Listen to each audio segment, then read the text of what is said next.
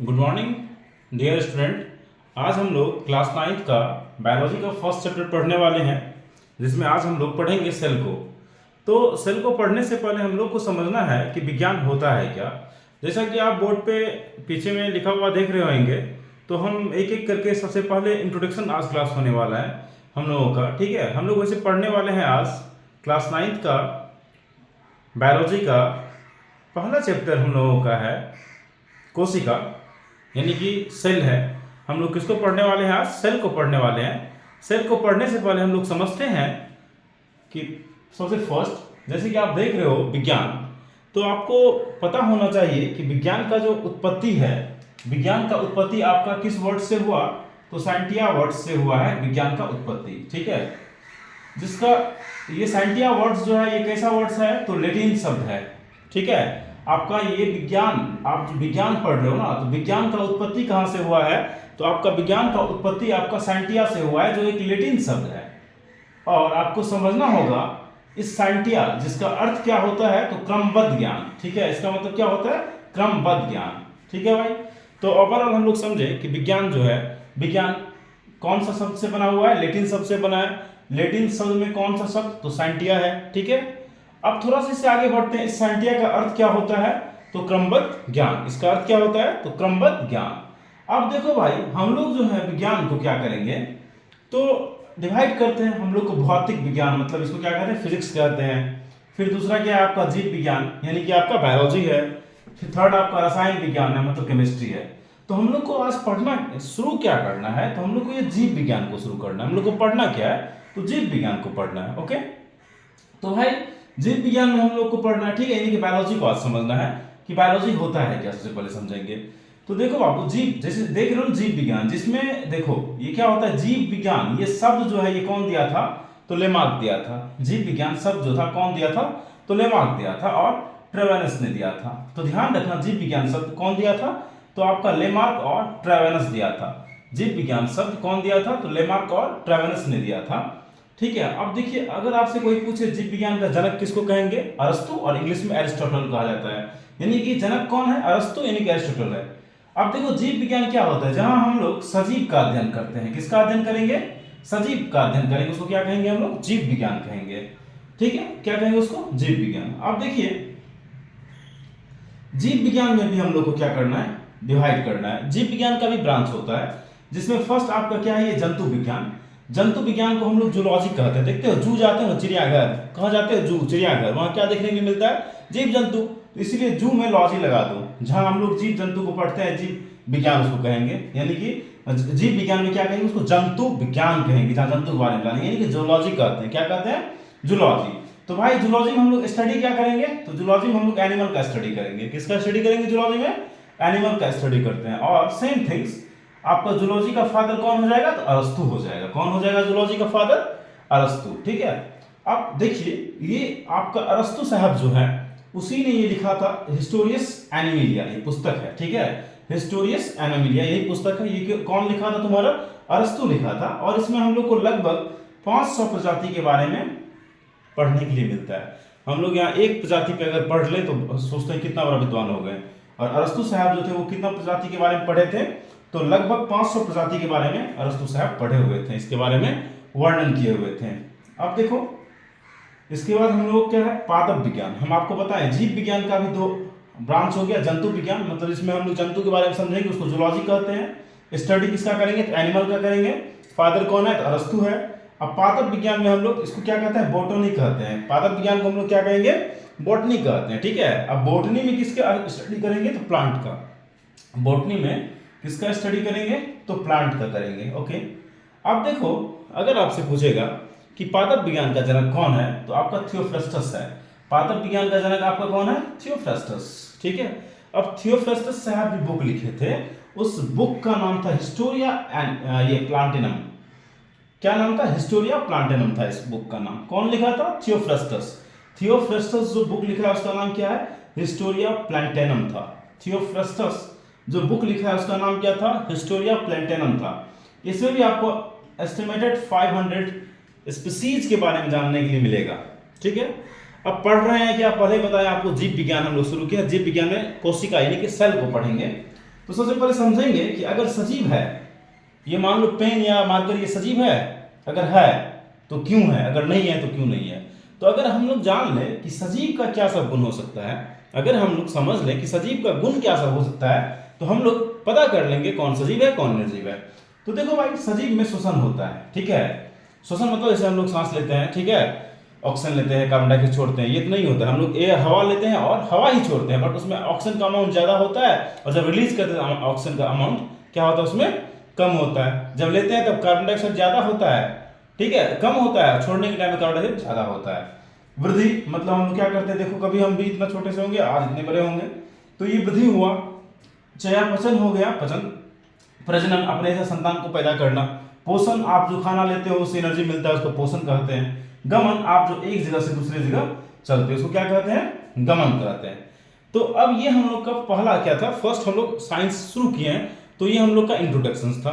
अब हम लोग क्या शुरू करेंगे, तो सेल को शुरू करेंगे, ठीक है। अब हम लोग क्या शुरू करेंगे, सेल को शुरू करेंगे।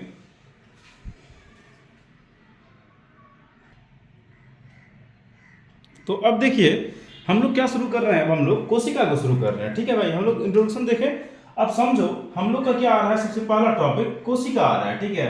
हम लोग भाई 9th का जो है फर्स्ट चैप्टर ये कोशिका को पढ़ रहे हैं। अगर आप लोग नया क्लास आपका ज्वाइन कर सकते हो, स्टार्ट हुआ है जस्ट, हम लोग का 9th और 10th का नया बैच शुरू हो रहा है। अगर आप लोग को ज्वाइन करना है तो कर सकते हो भाई। मेरा एड्रेस है बनगांव नियर एसबीआई। तो देखिए हम लोग क्या शुरू कर रहे हैं, कोशिका, जीव विज्ञान का पहला चैप्टर कोशिका हम लोग पढ़ेंगे।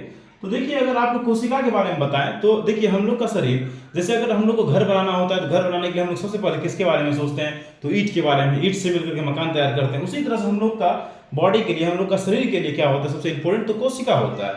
कोशिका जो होता है, सबसे पहले कोशिका से हम लोग का क्या होता है, सबसे बॉडी का आप कह सकते हो कार्यात्मक संरचना, ये सारा इकाई इसी कोशिका को कहा जाता है। तो अगर कोशिका के बारे में समझो तो कोशिका का अध्ययन, यानी कि एक्चुअली कोशिका वर्ड जो है वो साइटो से बना हुआ है, तो साइटोलॉजी जो होता है ये आपका कोशिका का अध्ययन को हम लोग क्या कहेंगे, साइटोलॉजी कहते हैं। कोशिका का अध्ययन जो होता है ये क्या होता है, साइटोलॉजी होता है। अगर बात करें ना तो सबसे पहले कोशिका का खोज कौन किया था, तो रॉबर्ट हुक ने किया था। सबसे पहले कोशिका का खोज रॉबर्ट हुक ने किया था, 1665 में किया था। किसने किया था, 1665 में रॉबर्ट हुक ने कोशिका का खोज किया था। वो क्या किया था, एक पेड़ का छाल लिया था, ठीक है, और पेड़ का छाल को क्या किया था, वो एनालाइज किया था। तो उसमें क्या दिखा था, उसको छोटा छोटा इस तरह से घर दिखा था, ठीक है, इस तरह से छोटा छोटा घर दिखा था। इसी का नाम क्या दिया था, कोशिका दिया था, ठीक है। और ये जो लिया था आपका, ये क्या था, कॉर्क कोशिका था, ठीक है। तो आपका खोज कौन किया था, रॉबर्ट हुक किया था, बट ये क्या था, डेड था, मरा हुआ कोशिका था। कहां से क्या था, तो पेड़ के छाल का कॉर्क कोशिका से 1665 में किया था। अब देखिए ये निर्जीव कोशिका था, तो सजीव कोशिका का कौन किया था, तो आपको बता दें इसके पीछे एक कहानी है। सजीव कोशिका का खोज करने वाला एंटोइन ल्यूवेनहॉक था। एंटोइन ल्यूवेनहॉक जो था वो 1674 में सजीव कोशिका का खोज किया था। एक्चुअली हमारे समझ से जहां तक मुझे याद है वो चश्मा बनाने वाला था। तो वो पॉन्ड वाटर लिया, तालाब का पानी लिया, उसमें एनालाइज किया तो उसमें शैवाल दिखा था, और उसी शैवाल की मदद से उसने क्या किया था, सजीव कोशिका एंटोइन ल्यूवेनहॉक ने खोज किया था, ठीक है। किसके मदद से, तो इसलिए हम लिखते हैं शैवाल की मदद से। पॉन्ड वाटर लिया था, उसमें एनालाइज किया था, तो उसी में वो देखा था। तो वो सजीव कोशिका का कौन खोज किया, एंटोइन ल्यूवेनहॉक ने। अब देखिए ये थोड़ा सा ध्यान रखना कि जीव विज्ञान जो है, यानी कि सूक्ष्म विज्ञान का जनक किसको कहेंगे, ठीक है। तो सूक्ष्म विज्ञान का जनक जो है लुईस पास्चर को कहा जाता है, जो आपका दूध का पाश्चुकरण का विधि दिया था कि ज्यादा और कम टेम्परेचर में ठंडा करो और गर्म करो। तो आप कह सकते हो जीवाणु विज्ञान का जनक लुईस पास्चर को कहते हैं। जीवाणु विज्ञान का जनक किसको कहेंगे, तो लुईस पास्चर को कहते हैं, यानी कि सूक्ष्म विज्ञान का भी जनक लुईस पास्चर को कहा जाता है। अब देखिए बाबू थोड़ा सा हम लोग कोशिका के ऊपर बात करें। देखो कोशिका जो होता है सबसे पहले जीवन की क्या होता है, मूल इकाई कहा जाता है। मन में आएगा कि कोशिका जीवन का मूल इकाई क्यों कहा जाता है, तो बाबू जीवन कोशिका को मूल इकाई इसलिए कहा जाता है, इसका समझो इक्वेशन। देखो ये हम लोग का कोशिका है, कोशिका से सिमिलर कोशिका से मिलकर क्या बनता है, आपका उत्तक बनता है। आपका उत्तक से मिलकर क्या बनता है, अंग बन जाता है, और ये अंग से मिलकर क्या बन जाता है, हमारा अंग तंत्र, और अंग तंत्र से मिलकर के ये जीव बनता है। इसी की वजह से कोशिका को क्या कहा जाता है, मूल इकाई कहा जाता है जीवन का। क्योंकि आप देख पा रहे हो कोशिका से मिलकर के उत्तक, उत्तक से अंग, अंग से अंग तंत्र, तब जाके आपका जीव। यानी कि सबसे स्मॉलेस्ट इकाई कौन हुआ, सबसे छोटा यूनिट कौन हुआ, कोशिका हुआ। तो कोशिका को मूल इकाई कहते हैं, संरचनात्मक एवं कार्यात्मक इकाई कहते हैं। ठीक है, हम लोगों का शरीर कोशिका से ही बना होता है। अब देखिए ये जीव यानी कि हम लोग, ठीक है, हम लोग का शरीर जो है चाहे तो एक कोशिका से भी बन सकता है या एक से ज्यादा भी कोशिका से बन सकता है। तो इसीलिए अब हम लोग क्या करेंगे, जीव को दो भाग में डिवाइड करेंगे, एक कोशिकीय हो जाएगा और दूसरा क्या हो जाएगा आपका बहुकोशिकीय हो जाएगा। तो एक कोशिकीय में जैसे कोई भी सूक्ष्म जीव माइक्रो ऑर्गेनिज्म जो होता है, शैवाल हुआ, प्रोटोजोआ हुआ, क्लेंडोमोनास हुआ, ये सब यूनिसेलुलर हुआ जिसमें एक सेल होता है, उसको क्या कहेंगे, एक कोशिकीय। और जिसमें क्या होगा एक से ज्यादा, जैसे कि हम लोगों में सेल क्या है, एक से ज्यादा है, कोशिका क्या है, एक से ज्यादा है, तो हम लोग किस में आ जाएंगे, बहुकोशिकीय में। पेड़ पौधा किस में आ जाएगा, तो आपका बहुकोशिकीय में आ जाएगा। ठीक है, तो ये जीव का निर्धारण करेंगे, जीव कैसा हो सकता है, चाहे एक कोशिकीय हो सकता है या फिर आपका क्या हो सकता है, बहुकोशिकीय हो सकता है। तो क्या कह सकते हैं, इसीलिए कोशिका को हम लोग संरचनात्मक इकाई भी कह सकते हैं, उसके साथ साथ कार्यात्मक इकाई भी कह सकते हैं। ठीक है, चलो इससे आगे हम बढ़ते हैं, जिसमें समझेंगे अभी कि कोशिका का मतलब सिद्धांत सब कौन दिया था आगे हम लोग। तो ठीक है भाई, ओवरऑल हम लोग क्या समझे कोशिका के बारे में, तो कोशिका के बारे में हम लोग समझे हैं, कोशिका क्या है, मूल इकाई है हम लोगों का। ठीक है, उसका कैसा संरचनात्मक इकाई है। ठीक है, उसके बाद क्या हो सकता है, ये कार्यात्मक इकाई हो सकता है। ठीक है, उसके बाद क्या कर सकते हैं, कोशिका जो होता है जैविक प्रक्रम इकाई होता है। तो ओवरऑल हम लोग कोशिका के बारे में समझे, कोशिका क्या होता है, मूल इकाई होता है। मूल इकाई क्यों होता है, क्योंकि कोशिका से उत्तक बनता है, उत्तक से अंग बनता है, अंग से अंगतंत्र बनता है और अंगतंत्र से क्या बनता है, जंतु बनता है, इसलिए इसको मूल इकाई कहा जाता है। संरचनात्मक इकाई है, कार्यात्मक इकाई है और जैविक प्रक्रम इकाई भी कोशिका को माना जाता है। अब देखो भाई, समझते हैं हम लोग कि कोशिका सिद्धांत। सबसे पहले समझो कि कोशिका सिद्धांत दिया कौन था, तो स्लाइडेन व स्वान दिया था। कौन दिया था, एक स्लाइडेन था, दूसरा कौन था, स्वान था। तो एक कहानी इसके पीछे, स्लाइडेन और स्वान के पीछे। तो हम लोग जानते हैं स्लाइडेन जो था, हम यहाँ देख रहे हो पी लिख दिए हैं, इसका मतलब प्लांट हुआ, और यहाँ ए लिखे हैं, ये एनिमल हुआ। तो सबसे पहले बताया था स्लाइडेन पेड़ पौधा के बारे में, क्या किससे बनाया, तो ये कोशिका से बना। ये कौन बनाया था, बताया था स्लाइडेन। फिर बताया कि स्वान जो था वो बताया कि एनिमल भी आपका कोशिका से बना हुआ। आगे चल के दोनों अपना मत को क्या कर लिया, एक कर लिया। तो यही आपका कोशिका सिद्धांत था जो स्लाइडेन और स्वान ने दिया था। अब देखो मॉडर्न कोशिका सिद्धांत एडोल्फ विर्चो दिया था। ठीक है, मॉडल कोशिका सिद्धांत कौन दिया था, एडोल्फ विर्चो ने दिया था। अब देखो एडोल्फ विर्चो क्या बताया था, तो एक वर्ड हम लिखे हैं, ऑमनिस सेलुला ए सेलुला। इसका मतलब होता है क्या, ये समझो, ऑमनिस सेलुला ए सेलुला का मतलब ये होता है, कोशिका जो होता है वो पहले से जो मौजूद कोशिका होता है, कोशिका पहले से मौजूद कोशिका से ही कोशिका आपका निर्माण होता है। ठीक है, तो ये कौन दिया था मॉडर्न कोशिका सिद्धांत, तो एडोल्फ विर्चो दिया था।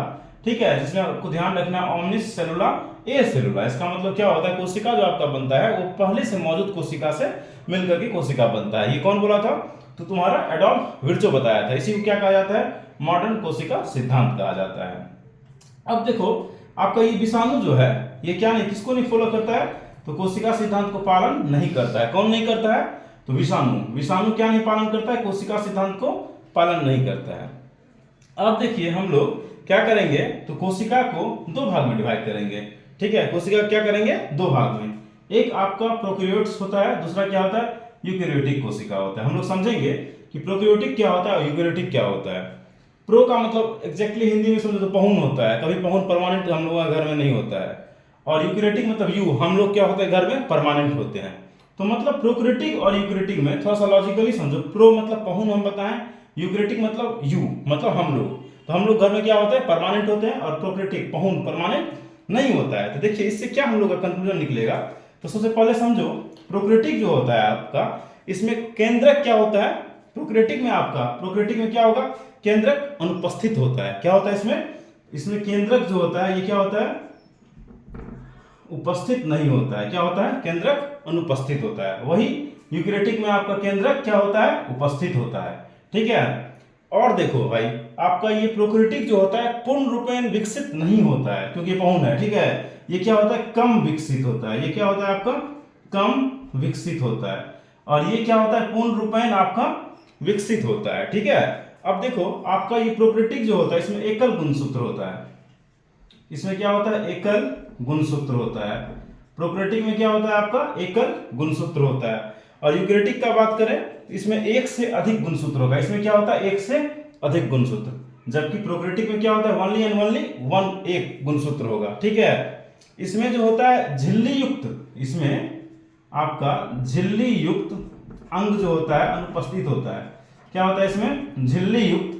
प्रोक्रेटिक में क्या होता है, झिल्ली युक्त अंग आपका क्या होता है, अनुपस्थित होता है। ठीक है, और वही यूकेरियोटिक में क्या होता है, तो झिल्ली युक्त अंग आपका उपस्थित होता है। सामान्यतः प्रोक्रेटिक आपका एक कोशिकीय जीव जो है वो किस में आ जाता है, प्रोक्रेटिक में आ जाता है, क्योंकि उसका पूर्ण रूपेण सब कुछ डेवलप नहीं होता है। और यूकेरियोटिक क्या, हम लोग आ जाते हैं। ठीक है, जो उसका पूरा डेवलप होता है, यानी कि मल्टी सेलुलर ऑर्गेनिज्म होता है। अब इससे आगे हम लोग नेक्स्ट क्लास में देखेंगे। Thank you.